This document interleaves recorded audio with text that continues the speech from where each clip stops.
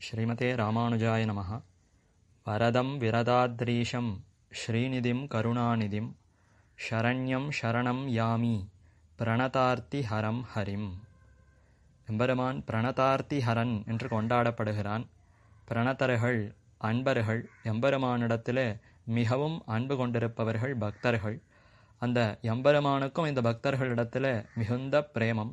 அப்படிப்பட்ட அடியவர்களுக்கு ஏதேனும் துக்கம் ஏற்படுகிறதுன்னு சொன்னால் அந்த கஷ்டத்தை எம்பெருமான் விரைவாக உடனேயே போக்கடிக்கிறான்.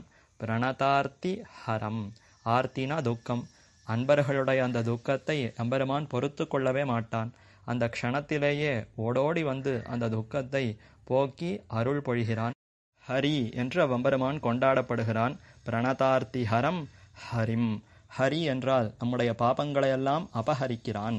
இந்த பாபங்கள் காரணமாகத்தான் நமக்கு மேன்மேலே துக்கங்கள் வருகின்றன.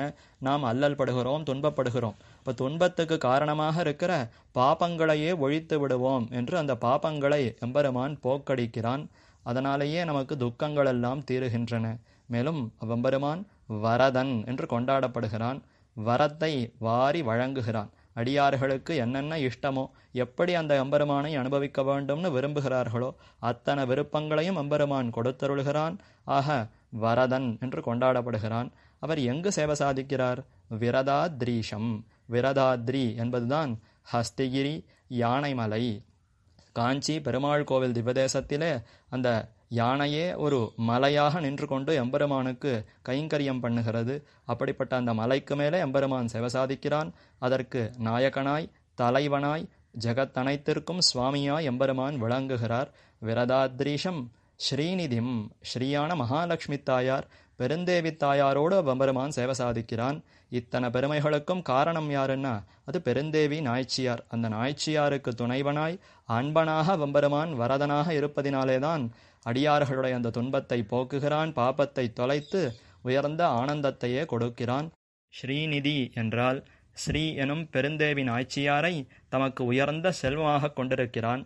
அல்லது பிராட்டிக்கு விரும்பத்தக்க செல்வமாக எம்பெருமானே அமைந்திருக்கிறான்.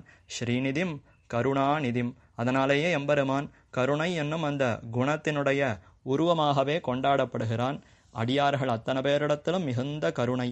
இந்த உலகத்தில் இன்னார் இணையாருங்கிற வேறுபாடில்லாமல் அனைவரையும் குளிர கட்டாட்சிக்கிறான். ஆக கருணாநிதியாக, கருணைக்கு ஒரே இருப்பிடமானவனாக எம்பெருமான் சேவை சாதிக்கிறான். அப்படிப்பட்ட எம்பெருமானே பற்ற தகுந்தவன். ஷரண்யம் என்றால் உலகத்தில் அனைவருக்கும் பற்ற தகுந்தவனாய் எம்பெருமானே திகழ்கிறான். அவர் ஒருவரே ஷரண்யன். நாம் யாரிடத்திலே சரணாகதி செய்கிறோமோ அவரிடத்திலே அனைத்து பெருமைகளும் இருக்க வேண்டும்.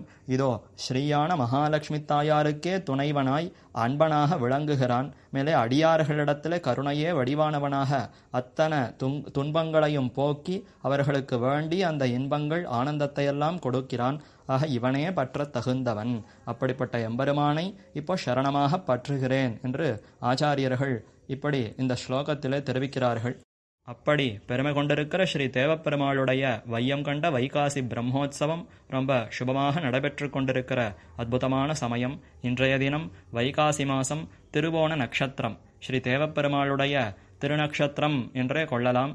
சித்திரை மாதம் ஹஸ்த நட்சத்திரத்தன்றுதான் இந்த காஞ்சி பெருமாள் கோவில் திவதேசத்திலே பிரம்மா செய்த அந்த அஸ்வமேத யாகம், அந்த வேள்வி தீயிலிருந்து எம்பெருமான் அவதரித்தான். ஆனாலும் அந்த பிரம்மா இந்த எம்பெருமானுக்கு வைகாசி மாதம் சித்திர நட்சத்திரத்திலிருந்து தொடங்கி திருவோணத்தன்று தீர்த்தவாரி மகோத்சவமாக இந்த பிரம்மோத்சவத்தை நடத்தியிருக்கிறார். ஆழ்வாரும் பாசுரத்தில் தெரிவிக்கும் பொழுது ஹஸ்தத்தின் 10ஆம் நாள் வந்து தோன்னிய அச்சுதன் என்று தெரிவிக்கிறார். மேலே நீ பிறந்த திருவோணம் நன்று நீ நீராட வேண்டும் நாரணா என்றும் தெரிவிக்கிறார். ஆக ஸ்ரீ பேரருளாளப் பெருமானுடைய திருநக்ஷத்திரம் ஹஸ்தம் என்று கொண்டாலும் பொதுவாக ஸ்ரீமன் நாராயணன் திருமாலுக்குன்னு உரிய நட்சத்திரம் திருவோண நட்சத்திரம். ஆக அப்படிப்பட்ட இந்த திருவோண நட்சத்திரத்தன்று எம்பெருமானுடைய தீர்த்தவாரி மகோத்சவம் அது சுபமாக நடைபெறுகிறது. இன்றைய தினம் காலை எம்பெருமான் ஆலும் பல்லக்கு என்ற அற்புதமான பல்லக்கிலே புறப்பாடு கண்டருளுகிறார். ஆள்மேல் பல்லக்கு என்றும் சொல்லப்படுகிறது. உயர்ந்த ஒரு தங்க பல்லக்கிலே எம்பெருமான் எழுந்தருளுகிறார். அந்த பல்லக்கினுடைய முன்பக்கத்திலும் பின்பக்கத்திலும் பார்த்தால் எம்பெருமானுடைய அடியவர்கள் பணியாட்கள் அவர்கள் அந்த பல்லக்கை தூக்கி கொண்டு செல்லுமா போலே அவர்களுடைய அந்த மர உருவம் அது அமைந்திருக்கும். ஆக அந்த பணியாட்கள் எம்பெருமானுடைய தொண்டர்கள் அவர்கள் இந்த பல்லக்கை சுமந்து கொண்டு செல்லுமா போலேயே இந்த வாகனம் அமைந்திருக்கும். அதனாலே ஆல்மேல் பல்லக்கு என்று அழைக்கப்படுகிறது. இந்த பல்லக்கில் தான் எம்பெருமான் எழுந்தருளுகிறார்.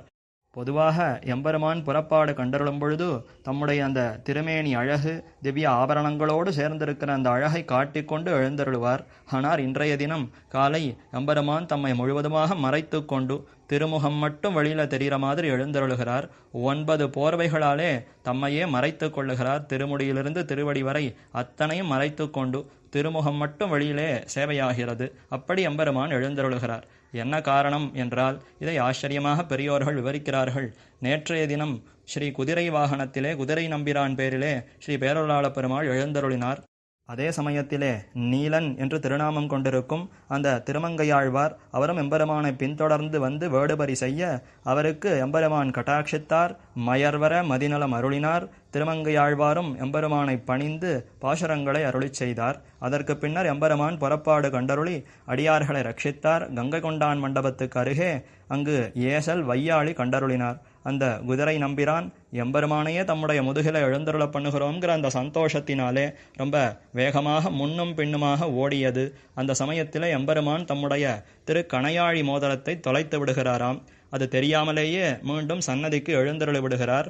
நேற்றைய தினம் இரவு பேரொருளாளப் பெருமாள் தம்முடைய உபய நாய்ச்சிமார்களோடு கண்ணாடி அறையிலே இரவு சயனித்துக் கொள்ளுகிறார். அந்த சமயத்திலே தான் எம்பெருமான் தம்முடைய திருக்கையை நோக்க, ஆஹா, இதிலே மோதிரத்தை காணவில்லையே, இது ரொம்ப முக்கியமான முத்திரை மோதிரமாயிற்றே, பிராட்டிக்கும் நமக்கும் இருக்கிற அந்த அன்புக்கு வெளிப்பாடே இந்த மோதிரம்தான். ஏன்னா அன்றொரு நாள் அந்த திருவடியினிடத்தில் ஹனுமானிடத்தில் சக்கரவர்த்தி திருமகன் ஸ்ரீ ராமபிரான் பெருமாள் அவர் இந்த மோதிரத்தை தானே அடையாளமாக கொடுத்து அனுப்பினார். சீதா பிராட்டினிடத்தில் இதை கொண்டு போய் காட்டு, அவளுக்கு நீ ராமதூதன் என்பதற்கு இது அடையாளமாக இருக்கும் என்று தெரிவித்து இந்த அற்புதமான மோதிரத்தை கொடுத்து அனுப்பினார்.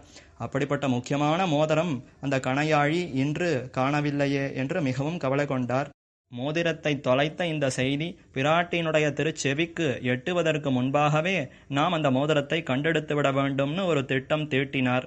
அடுத்த நாள் விடியலுக்கு முன்பாகவே தம்முடைய அந்த பணியாட்கள் தொண்டர்களை அழைத்து, நான் பல்லக்கிலே வருகிறேன், என்னையே மறைத்து கொள்ளுகிறேன், போர்வைகளாலே என்னை மறைத்து கொள்ளுகிறேன், நீங்கள் இந்த பல்லக்கை சுமந்து கொண்டு எழுந்தருள பண்ணி கொண்டு செல்லுங்கள், நேற்று இரவு எந்த இடத்திலே சென்றோமோ அந்த இடத்திற்கே சென்றால் அங்கு தேடினால் இந்த மோதிரம் கிட்டிவிடும் என்று திட்டம் போட்டு, அதே போல அடுத்த நாள், அதாவது இன்றைய தினம் விடியற்காலை எம்பெருமான் தம்முடைய அந்த நெருங்கிய தொண்டர்களையோடு அந்த பல்லக்கிலே புறப்படுகிறார். அதுதான் இந்த ஆல்மேல் பல்லக்குங்கிற அற்புதமான உற்சவம். ஆக எம்பெருமான் தம்மையே 9 போர்வைகளாலே மறைத்து கொண்டு ஆளும் பல்லக்கிலே எழுந்தருளுகிறார். நேரே கங்கை கொண்டான் மண்டபம் செல்லுகிறார். அங்கு போர்வை களைதல்ங்கிற உற்சவம் நடைபெறுகிறது. அங்கு எம்பெருமான் அந்த மோதிரத்தை தேடுகிறாராம். அதை வெளிப்படுத்த அந்த பல்லக்கை ஸ்ரீபாதம் தாங்கிகள் முன்னும் பின்னுமாக 9 தடவை அப்படி எழுந்தருள பண்ணுவார்கள். அதே சமயத்திலே அர்ச்சகர் எம்பெருமானுக்கு அருகே நின்று கொண்டு அந்த ஒவ்வொரு போர்வைகளாக களைகிறார். 9 போர்வைகளையும் களைந்த பிற்பாடு எம்பெருமான் மிகுந்த ஆனந்தத்தோடு சேவை அளிப்பார். தம்முடைய திவ்யமான திருமேனி அழகையெல்லாம் அடியார்களுக்கு காட்டி கொடுத்து உயர்ந்த ஆனந்தத்தை வெளிப்படுத்துகிறார். அற்புதமான வெங்கடாதிரி கொண்டைங்கிற மகுடத்தை சாத்தி கொண்டு அற்புதமான ஒளி வீசுகிற காதுகாப்புகள் அதை எம்பெருமான் சாத்தி கொண்டு திவ்யமான திருவாழி திருச்சங்கு அந்த திவ்யாயுதங்களை பற்றி கொண்டு திருவாபரணங்களையெல்லாம் சாத்தி கொண்டு ஒளி வீசுகிற அந்த திரு பீதாம்பரம் பட்டாடையும் சாத்தி கொண்டு அஞ்சேல் அபயம் என்று தம்முடைய வலது கரத்தினாலே அனைவருக்கும் அபயத்தை வழங்கி கொண்டு சேவை சாதிப்பார். எம்பெருமானுடைய இந்த ஆனந்தம் எதற்கு அறிகுறினா, இதோ அந்த மோதிரத்தை கண்டெடுத்து விட்டேன், அந்த ஆனந்தத்தை எம்பெருமான் வெளிப்படுத்துகிறாராம். பிராட்டிக்கும் தனக்கும் இருக்கிற அந்த அந்யோன்யம் அன்பு நெருக்கத்திற்கு ஒரு அடையாளமாக திகழும் இந்த மோதிரத்தை கண்டெடுத்து விட்டோம்னு பெருமாளுக்கு மிகவும் சந்தோஷம், பெருமிதம், ஆனந்தம் அதையெல்லாம் வெளிப்படுத்துகிறார். உயர்ந்த புஷ்ப சரங்களை சாத்தி கொண்டு புஷ்ப மாலையும் சாத்தி கொள்ளுகிறார். பின்னர் கங்கை கொண்டான் மண்டபத்திலே சற்று ஓய்வெடுத்து கொண்டு ரொம்ப களிப்போடு அந்த வெற்றி அதை வெளிப்படுத்தி கொண்டு எம்பெருமான் ஆனந்தமாக தம்முடைய சன்னதியை நோக்கி எழுந்தருளுகிறார். நேரே வாகன மண்டபத்திலே சென்று இறங்கி அங்கிருந்து களைந்து தொட்டியிலே தம்முடைய அந்த கண்ணாடி அறையை நோக்கி எழுந்தருளுகிறார். அங்கேதான பிராட்டிமார்களை விட்டுட்டு கிளம்பினார். ஆக அங்கு செல்லுவோம்னு கிளம்புகிறார். அங்குதான் பெருமாளுக்கு அதிர்ச்சி காத்திருக்கிறது. பெருமாள் தம்மை வஞ்சித்து விடியற்காலையிலே தம்மிடத்துல ஒரு வார்த்தையும் சொல்லாமல் இப்படி தனியாக புறப்பட்டு எழுந்தருள் இருக்கிறாரே, அப்ப நம்மிடத்தில் அவருக்கு விருப்பம் இல்லை போலும், நம்மை காட்டிலும் அங்கு வேறு யாரிடத்திலோ மிகவும் விருப்பம், ஆகையினால்தான பெருமாள் சென்றிருக்கிறார் என்று பிராட்டிமார்களுக்கு கோபம். அதை வெளிப்படுத்துகிறார்கள். தொண்டர்களை வைத்து இனி இந்த எம்பெருமானை உள்ளே விட வேண்டாம், கதவை தாழ்பால் இடுங்கள் என்று ஆணையிட அதை ஏற்றுக்கொண்டு அங்கிருக்கிற தொண்டர்களும் எம்பெருமானை உள்ளே விடாது கதவை சாத்துகிறார்கள். தேவாதிராஜன், அயர்வரும் அமரர்கள் அதிபதி, நித்தியசூரிகளுக்கே நாயகனாக இருக்கும் அவ்வெம்பெருமானுக்கே இப்போ இந்த கதி. உள்ளே செல்ல முடியாமல் தவிக்கிறார். 3 முறை பிரயத்தனப்படுகிறார். எப்படியாவது உள்ளே சென்று விட வேண்டும் என்று ஒவ்வொரு முறையும் உள்ளே செல்ல ஓடி பார்க்கிறார். ஆனால் அதற்குள்ளே அங்க தொண்டர்கள் அந்த கதவை சாத்தி விடுவார்கள். இப்படி 3 முறை எம்பெருமான் பிரயத்தனப்பட்டு பின்னர் தோல்வி அடைகிறான். அப்பொழுது பிராட்டிமாரிடத்தில் மன்னிப்பு கேட்கிறான். இதோ நம்முடைய திருவடிகள் பாதுகைகளாகவே விளங்குகிற சுவாமி நம்மாழ்வார், அவரை கேட்டு நாம் எந்த தவறும் செய்யவில்லை, இதோ இந்த மோதிரத்தை கண்டெடுப்பதற்காகத்தான் சென்றிருக்கிறோம் என்று அந்த விஷயத்தையெல்லாம் கண்களாலேயே பிராட்டிமாருக்கு புரிய வைக்கிறான். பிராட்டிமாரும் அதை புரிந்து கொண்டு அன்பு கோபம் அதை வெளிப்படுத்தத்தான் இப்படி செய்தோம், உம்மிடத்திலே நமக்கு ஒன்றும் கோபம் இல்லை என்று சொல்லி உள்ளே வரவழைத்து அவ்வெம்பெருமானை ஆட்கொண்டு மேலே பிராட்டிமார்களும் பெருமானும் புஷ்ப பந்து பூப்பந்து விளையாடுகிறார்கள். இந்த பக்கத்தில் அர்ச்சகர் நின்று கொண்டு அந்த பூப்பந்தை பிராட்டிமார்கள் பக்கம் அப்படி தூக்கி வீசுவார். அதே போல அந்த இடத்துல இருக்கிற அர்ச்சகர்கள் அந்த பூப்பந்தை பிடித்து கொண்டு மீண்டும் எம்பெருமான் பக்கத்தில் அப்படி வீசி எறிவார்கள். இப்படி ஒருத்தருக்கு ஒருத்தர் பூப்பந்து விளையாடி கொண்டு பின்னர் இருவருமாக சேர்ந்து பத்தி உலாத்தல் கண்டருளுகிறார்கள். பெருமானுக்கும் பிராட்டிக்கும் இடையே இப்படிப்பட்ட கோபம் சண்டை இது தகுமா என்றால் இது அன்பு கோபம் ஊடல். மிகுந்த அன்பு இருக்கிற இடத்துல தானே கோபம் அதிகரிக்கும். அதே போலத்தான் இப்ப எம்பெருமானிடத்துல பிராட்டிக்கு மிகுந்த அன்பு, அந்த பிராட்டிமார்களிடத்துல எம்பெருமானுக்கு மிகுந்த காதல். அப்படி இருக்க பெருமான் அந்த பிராட்டிமார்களை விட்டுட்டு தனியாக எழுந்தருளி இருக்கிறார். அதனாலே பிராட்டிமார்களுக்கு அவ்வெம்பெருமானிடத்துல அன்பினால ஏற்பட்டிருக்கிற கோபம். மேலும் இதன் மூலமாக என்ன நமக்கு உணர்த்துகிறாள்னு சொன்னால், பிராட்டியை புருஷகாரமாக பற்றிவிட்டோம்னு சொன்னால் அப்ப எதற்குமே அஞ்ச வேண்டாம். இதுவரைக்கும் நம்முடைய பாபங்களைக் கண்டு அஞ்சிக் கொண்டிருந்தோம். சரி, எம்பெருமானை சரணமாக பற்றினால் அவ்வெம்பெருமானும் நம்முடைய கர்மத்தை பார்த்து நீ அதை அனுபவித்து விட்டு வா என்று கைவிட்டு விட்டால் என்ன செய்வது என்று அந்த பயம் இருக்கும். ஆனால் பிராட்டியை புருஷகாரமாக பற்றி அவளுடைய சிபாரிசை பெற்றோம்னு சொன்னால் அந்த எம்பெருமானும் நம்மை தண்டிக்கவே மாட்டான், கைவிடவே மாட்டான்.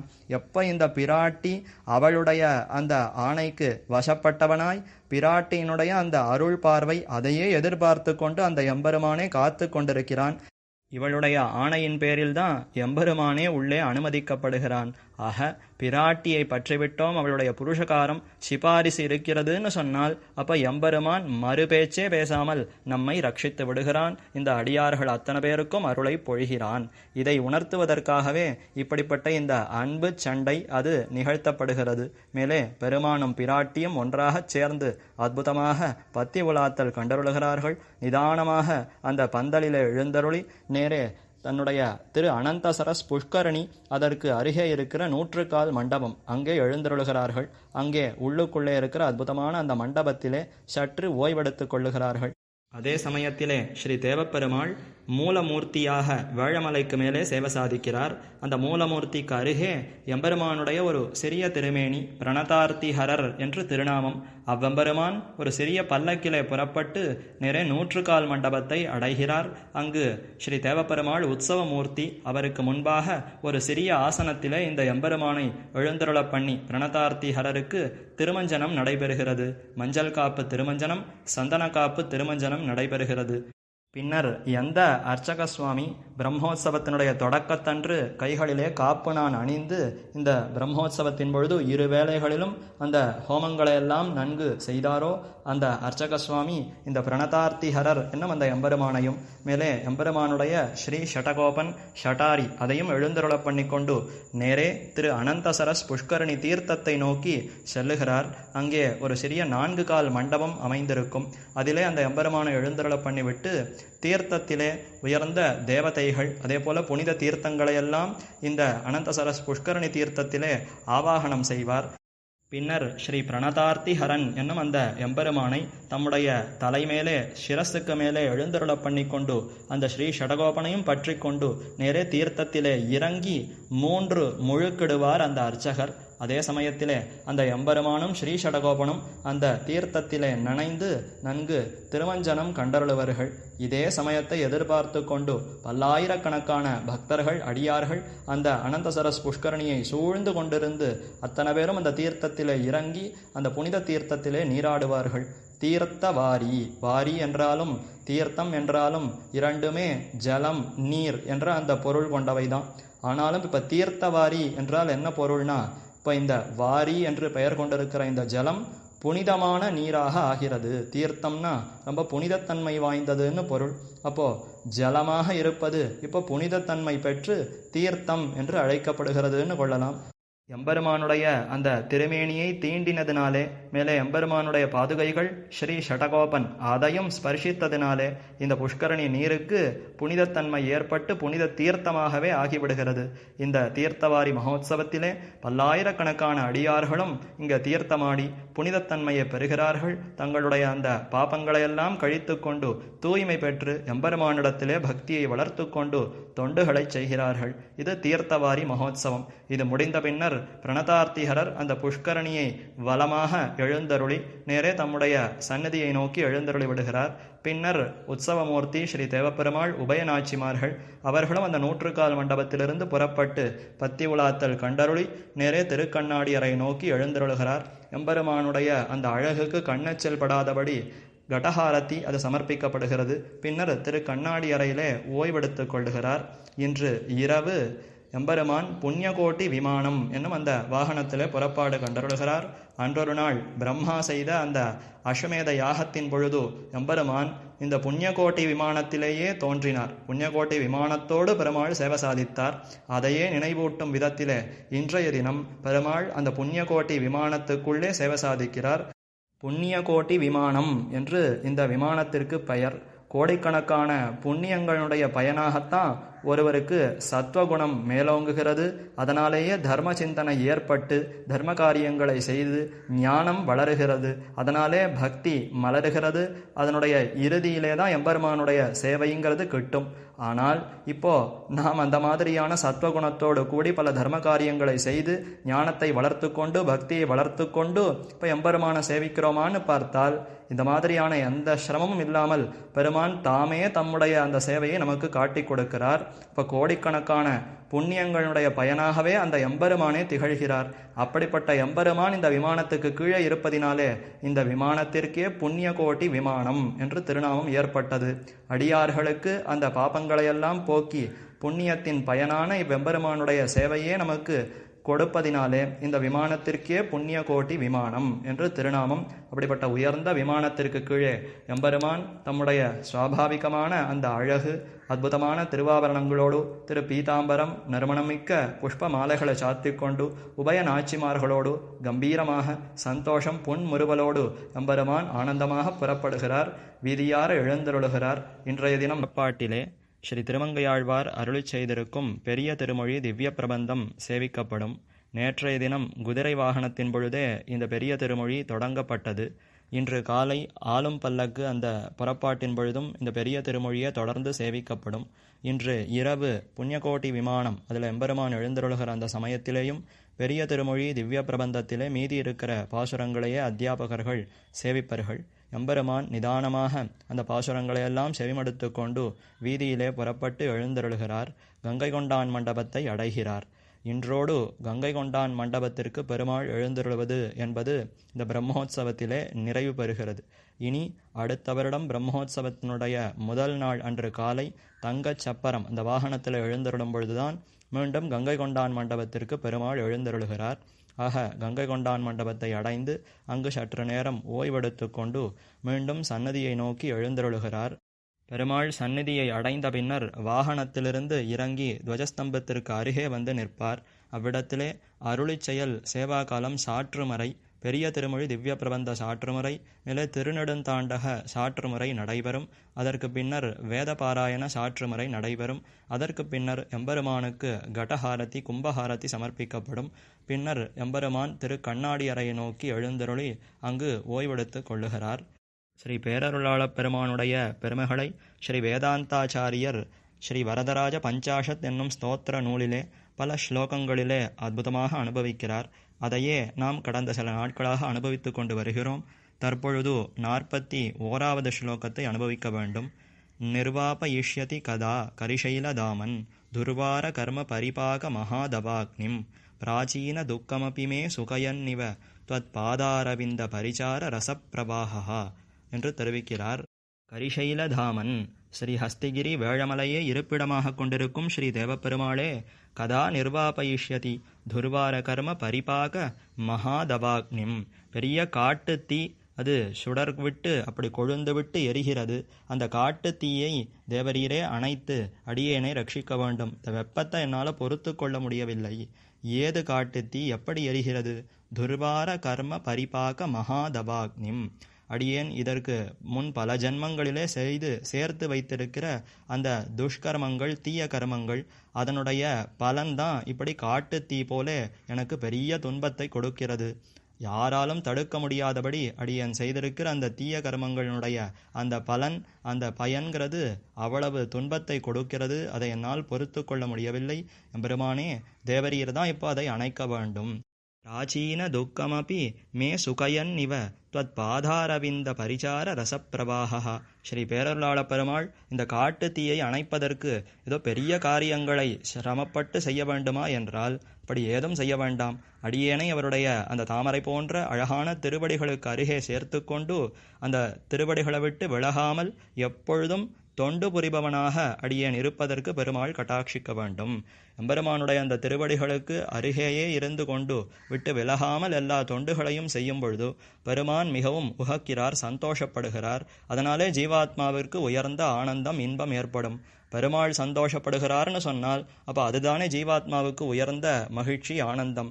அந்த ஆனந்தத்தினாலேயே இந்த காட்டுத்தீ தன்னடையே அணைந்து போய்விடும். பிராச்சீன துக்கமபிமே சுகயன்னிவ என்று தெரிவிக்கிறார். தற்பொழுது நாம் படுகின்ற அந்த கஷ்டங்கள் அது எம்பெருமானுடைய அந்த ஆனந்தத்தினாலே அத்தனையும் தீர்ந்துவிடும் என்பதோடு மட்டுமல்லாமல் இதற்கு முன்பு நான் அனுபவித்த வேதனைகள் துக்கங்கள் கஷ்டங்கள் அதுகூட இப்பொழுது எம்பெருமானுடைய அந்த ஆனந்தத்தை அனுபவிக்கும் பொழுது அந்த முன்பு அனுபவித்த அந்த கஷ்டங்கள் கூட இன்பங்களோ என்று தோன்றும்படி ஆகிவிடுமாம். ஆக நம்முடைய அத்தனை கஷ்டங்களையும் எம்பெருமான் தம்முடைய அந்த ஆனந்தத்தினாலேயே போக்கி விடுகிறார். பெருமானுடைய திருவடிகளை விட்டு விலகாமல் சேர்ந்திருந்து அவருடைய ஆனந்தத்திற்காக எல்லா தொண்டுகளையும் செய்தால் அப்ப எம்பெருமான் மிகுந்த சந்தோஷப்பட்டு நம்முடைய துக்கங்களையெல்லாம் போக்கி விடுகிறான் என்று இந்த ஸ்லோகத்திலே தெரிவிக்கிறார். அடுத்து 42வது ஸ்லோகம். முக்தஸ்வயம் சுக்ருத துஷ்கிருத ஷங்கலாபியாம் அர்ச்சிர்முகைர் அதிகிருதைர் அதிவாஹிதாத்வா ஸ்வச்சந்த கிங்கரதயா பவத கரீஷ ஸ்வாபாவிகம் பிரதிலபேய மகாதிகாரம். பெருமானுடைய திருவடிகளை விட்டு விலகாமல் எல்லா தொண்டுகளையும் செய்ய வேண்டும் என்று விருப்பப்பட்டார். அது எங்கு கிட்டும்னா நித்யலோகம் ஸ்ரீவைகுண்டம் அவ்விடத்துல தானே கிட்டும். ஆக அந்த இடத்திற்கு அடியேனை அழைத்து கொண்டு போய் அந்த கைங்கரியத்தை கொடுக்க வேண்டும் என்று இந்த ஸ்லோகத்திலே பிரார்த்திக்கிறார். முக்த ஸ்வயம் சுக்ருத துஷ்கிருத ஸ்ருங்கலாபியாம். சுக்ருதம் துஷ்கிருதம் புண்ணியம் பாபமாகிற அந்த கர்மங்கள் அதுவே நம்முடைய கைகளுக்கிடுகிற விலங்கு போலே நம்மை கட்டுப்படுத்துகிறது. இந்த உலகத்தில் மாறி மாறி பல பிறப்புகளை கொடுக்கிறது. புண்ணியமோ பாபமோ இரண்டும் விலங்குகள்தான். புண்ணியம் என்பது தங்க விலங்கு என்று கொள்ளலாம். பாபம்னா அது இரும்பு விலங்கு. எப்படி இருந்தாலும் இரண்டுமே இந்த உலகத்திலேயே நம்மை கட்டுப்படுத்தி வைக்கிறது. இதிலேயே மாறி மாறி பல பிறப்புகளையும் கொடுக்கிறது. இப்போ இந்த இரண்டு விலங்குகளும் நம்ம கைகளிலிருந்து அப்படி தகர்க்கப்பட வேண்டும். தாமே அந்த விலங்குகள் உடைந்து போக வேண்டும். தந்த காலில் விளங்கர வந்து தோன்னிய தோன்னல் பின் என்று கண்ணனம்பெருமான் அவதரித்த அந்த க்ஷணத்திலேயே அவருடைய தாயார் தகப்பனார் வசுதேவர் தேவகி அவர்கள் கைகளிலே இருந்த அந்த இரும்பு விலங்குகள் அது அத்தனையும் பொடி பொடியாய் அருந்து போயின. அதே போல இப்போ பிரார்த்திக்கிறார். கரீஷ ஸ்ரீ தேவப்பெருமாளே சுக்ருத துஷ்கிருத ஸ்ருங்கலாபியாம் ஸ்வயம் முக்தா. புண்ணியம் பாபங்களாகிற அந்த விலங்குகளிலிருந்து நான் விடுபட வேண்டும். அந்த விலங்குகள் தானாகவே கழன்று போக வேண்டும். பின்னர் அர்ச்சிர் முகைஹி அதிகிருத்தைஹி, அக்னி முதலிய அந்த அதிகாரிகள், ஆதிவாகிகர்கள், அவர்கள் அர்ச்சிராதிகதியிலே என்னை வழிநடத்த வேண்டும். ஒரு முக்தன் இந்த பூமியிலிருந்து ஸ்ரீவைகுண்டமாகிற அந்த நித்திய விபூதியை அடைவதற்கு இருக்கிற அந்த வழியே அர்ச்சிராதிகதி என்று கூறப்படுகிறது. உபனிஷத்துக்களிலே நன்கு இது விவரிக்கப்பட்டிருக்கிறது. ஸ்ரீ கீதை முதலான அந்த சாஸ்திரங்களிலும் எம்பெருமான் நன்கு இதை வெளிப்படுத்தியிருக்கிறார். அப்படிப்பட்ட அர்ச்சிராதிகதியிலே அந்த ஆதிவாகிகர்கள், அந்தந்த உலகத்துக்குன்னு கடவர்கள், அந்த தேவதைகள் என்னை வழிநடத்த வேண்டும். ஸ்வச்சந்த கிங்கரதயா பவதா, தேவப்பெருமாளே உம்முடைய அந்த விருப்பம் ஆனந்தத்திற்காக எல்லா தொண்டுகளையும் செய்பவனாக, கிங்கரனாக, தொண்டனாக இருக்க வேண்டும். ஸ்வாபாவிகம் பிரதிலபேய மகாதிகாரம், அதுதானே இந்த ஜீவாத்மாவிற்கு இயற்கை தன்மை. ஜீவாத்மா என்பவர் எப்பொழுதும் அந்த பரமாத்மாவுக்கு சேஷப்பட்டவர், அடிமை. ஆக எல்லா அடிமைகளையும் செய்பவனாக அந்த அதிகாரம் எனக்கு கிட்டி உனக்கு அருகிலேயே இருந்து கொண்டு எல்லா தொண்டுகளையும் செய்ய வேண்டும். ஸ்வாபாவிகம் மகாதிகாரம் பிரதிலபேய, ஜீவாத்மாவிற்கு இயற்கையா இருக்கிற ஒரு பெரிய அதிகாரம், அதை நான் அடைய வேண்டும். உம்முடைய அருளாலே இந்த தன்மையை அடைந்து உமக்கு எல்லா தொண்டுகளையும் உம்முடைய ஆனந்தத்திற்காக அடியேன் செய்ய வேண்டும் என்று பிரார்த்திக்கிறார். அடுத்து 43வது ஸ்லோகம். त्वं चेत् प्रसीदसि तवास्मि समीपतश्चेत् त्वय्यस्ति भक्तिरणगा करिशैलनाथ संसृज्यते यदि च दासजनस्त्वदीयः சம்சார ஏஷ பகவன் அபவர்க ஏவ என்று தெரிவிக்கிறார். எம்பெருமானே, உம்முடைய அந்த நித்திய விபூதிக்கு வந்து அவ்விடத்திலே உன்னை அனுபவிப்பது ஒரு பக்கம் இருக்கட்டும், இந்த உலகத்திலேயே உம்முடைய அந்த அனுபவம் எனக்கு கிட்டியதுன்னு சொன்னால் அப்போ இந்த சம்சாரமே உயர்ந்த பரமபதமாக ஆகிவிடும். வைகுந்தமாகும் தம் ஊரெல்லாம் என்று ஆழ்வார் தெரிவிக்கிறார். அடியார்கள் மற்ற பல அடியார்களோடு ஒன்று சேர்ந்து அவ்வெம்பெருமானை அனுபவிக்கும் பொழுது அந்த ஆனந்தம் எவ்வளவு அதிகமாக இருக்கும்னா, வைகுந்தத்திற்கு சென்று அவ்விடத்தில் அனுபவிக்கிற அந்த ஆனந்தத்தை காட்டிலும் இந்த உலகத்திலேயே அந்த ஆனந்தம் இன்னும் அதிகமாக அமைந்திருக்கிறது என்று ஆழ்வார்களும் ஆச்சாரியர்களும் தெரிவிக்கிறார்கள். அதையே இங்கு வேதாந்தாச்சாரியரும் இந்த ஸ்லோகத்தில் தெரிவிக்கிறார். கரிசைலநாத பகவன், ஸ்ரீ தேவப்பெருமாளே, அனைத்து கல்யாண குணங்களாலும் நிரம்ப பெற்றவரே, தேவரீர் அடியேனிடத்திலே எப்பொழுதும் அருள் புரிந்து கொண்டே இருக்கிறீர் என்று சொன்னால், துவம்சேத் பிரசீதசி, அடியேனிடத்தில் எப்பொழுதும் பிரியமாக இனிமையோடு குளிர கட்டாட்சித்து கொண்டிருக்கிறீர் என்று சொன்னால், மேலும் தபாஸ்மி சமீபதச்சேத், உமக்கு அருகிலேயே அடியேன் இருக்கிறேன், உம்மை விட்டு பிரியாமல் எப்பொழுதும் உடைய திருவடிகளுக்கு அருகேயே இருந்து கொண்டிருக்கிறேன் என்று சொன்னால், துவய்யஸ்தி பக்தி ரணஹா கரிசைலநாத, தேவரீரிடத்திலே உண்மையான அதே போல குற்றமற்ற பக்தி இருக்க வேண்டும். உம்மிடத்திலே பக்தி மற்ற தாழ்ந்த நபர்களிடத்திலையும் பக்தி என்று இல்லாமல் உம்மிடத்திலே மட்டும் பக்தி, அதுவும் பயன் கருதாத பக்தி, தூய்மையான பக்தி.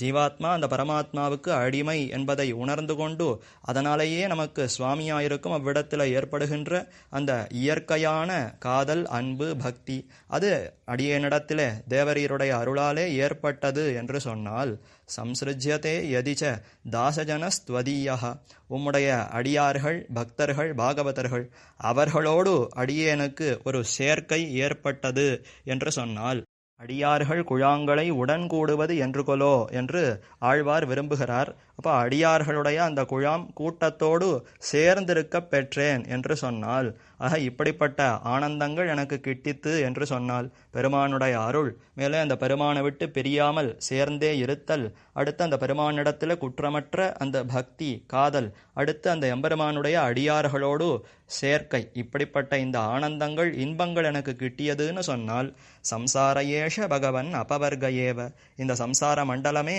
அந்த பரமபதம் போல எனக்கு காட்சி கொடுக்கிறது, அத்தனை ஆனந்தம் இங்கேயே ஏற்பட்டு விடுகிறதே என்று தெரிவிக்கிறார். ஆக இந்த சம்சார மண்டலமோ அல்லது ஸ்ரீவைகுண்டமோ எவ்விடத்தில் இருந்தாலும் பெருமானிடத்திலே விட்டு விலகாமல் சேர்ந்திருந்து எல்லா விதமான தொண்டுகளையும் செய்ய வேண்டும். பெருமானுடைய அருள் நம் மீது பட வேண்டும். மேலே எம்பெருமானுடைய அடியார்களோடு சேர்ந்திருந்து எல்லா விதமான தொண்டுகளையும் செய்ய வேண்டும் என்று ஸ்ரீ வேதாந்தாச்சாரியர் அற்புதமாக இந்த ஸ்லோகத்திலே காட்டி கொடுக்கிறார். அடுத்து 44வது ஸ்லோகம்.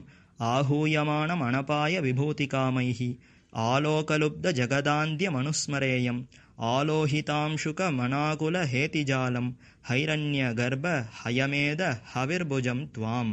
எம்பெருமான் அன்றொரு நாள் அந்த பிரம்மா செய்த அஸ்வமேத யாகத்துக்கு நடுவே அந்த அக்னியிலே ஆவிர்பவித்தார், தோன்றினார், அவதரித்து அனைவரையும் குளிர கட்டாட்சித்தார். அந்த தேவப்பெருமாளே அக்னி போலே விளங்குகிறார் என்று இந்த ஸ்லோகத்தில் தெரிவிக்கிறார். ஆகூயமானம் அனபாய விபூதி காமைஹி, அழிவற்ற செல்வம் வேண்டும் என்று விரும்புபவர்கள் அந்த ஹோமங்களை செய்வார்கள். ஹோமத்திலே எம்பெருமானுக்கு ஹவிஸை சேர்ப்பார்கள். இப்போ அழிவற்ற செல்வம் எதுன்னா, ஏதோ இந்த உலகத்து தாழ்ந்த செல்வம் அல்லாது எம்பெருமான விட்டு பிரியாமல் அவரோடு சேர்ந்திருந்து செய்கின்ற எல்லா விதமான தொண்டுகள், அதுதானே உண்மையான செல்வம். அப்படிப்பட்ட செல்வம் வேண்டும் என்பவர்கள் இப்போ அந்த எம்பெருமானுடைய திருவடிகளிலே தங்களை சமர்ப்பித்து, இனி அடியேன் உன்னுடையவன், நீரே பார்த்து எம்மை கட்டாட்சித்து அந்த உயர்ந்த செல்வத்தை கொடுக்க வேண்டும் என்று பிரார்த்திக்கிறார்கள். ஆக ஆகூயமானம் அனபாய விபூதி காமைஹி ஆலோக லுப்த ஜகதாந்திய மனுஸ்மரேயம். அந்த அக்னி நெருப்பு என்ன செய்கிறதுன்னா, அது கொழுந்து விட்டு எரியும் பொழுது இருட்டை போக்கடிக்கிறது. அதே போல இப்போ எம்பெருமான் தம்முடைய அந்த தேஜஸ் ஒளியாலே நம்முடைய அஜ்ஞானத்தை போக்கடிக்கிறான், அறிவின்மையை போக்கி சிறந்த ஞானத்தை கொடுத்து மேலே பக்தியை மலரச் செய்கிறான். அடுத்து ஆலோஹித அம்சுக மனாகுல ஹேதிஜாலம்.